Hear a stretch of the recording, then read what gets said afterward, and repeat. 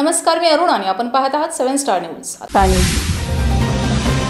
संस्थेच्या mobile banking, SMS alerts, QR code व्यवहार, online खाते व्यवहार यासारख्या तांत्रिक सेवा ग्रामीण भागातही सहज उपलब्ध करून देण्याचे कार्य शिवप्रतापने गत वर्षात प्रभावीपणे केले।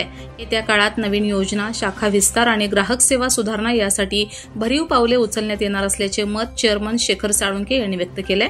विटा येथील शिवप्रताप मल्टीस्टेट नागरी कोऑपरेटिव्ह क्रेडिट सोसायटीची 23वी वार्षिक सर्वसाधारण सभा शुक्रवार दिनांक 11 जुलै 2025 रोजी पंचफुला मंगल कार्यालय, मायनी रोड, विटा येथे पार पडली आहे। या भव्य सभेस हजारो सभासदांनी उपस्थित राहून संस्थेप्रती असलेली आपुलकी व अढळ विश्वास व्यक्त केलाय।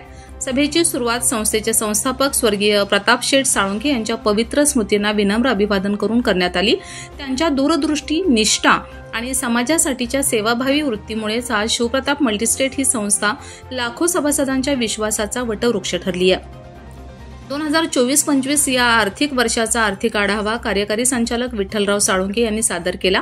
यामध्ये संस्थेच्या ठेवी, कर्ज वाटप, व्याजदर, लाभांश, नफा आणि सामाजिक कार्याचा सविस्तर लेखाजोखा सादर करण्यात आला। संस्थेने अत्यंत शिस्तबद्ध आणि पारदर्शक कारभारामुळे यंदाही भरीव आर्थिक यश संपादन केलं असून सभासदांसाठी आकर्षक लाभांश जाहीर करण्यात आलाय। सभासदांनी संस्थेच्या कार्यपद्धतीवर समाधान व्यक्त करत अनेक अभिनंदनपर प्रतिक्रिया दिल्या। काहींनी नव्या योजना व उपक्रमांबाबत मौल्यवान सूचना देखील मांडल्या। या सभेच्या यशस्वी आयोजनासाठी संस्थेचे सर्व विभाग, कर्मचारी आणि व्यवस्थापन यांचे कौतुक करण्यात आलं। सूत्रसंचालन तेजस्वी पाटील यांनी उत्साही व ओघवत्या शैलीत पार पाडले। सभेच्या प्रारंभी गणेश बाबर यांनी सर्व मान्यवरांचे आणि सभासदांचे मनपूर्वक स्वागत केलं, तर आभार संस्थेच्या संचालिका सुरेखा जाधव यांनी मानले। Laxman Patil, 7 star news, Islampur.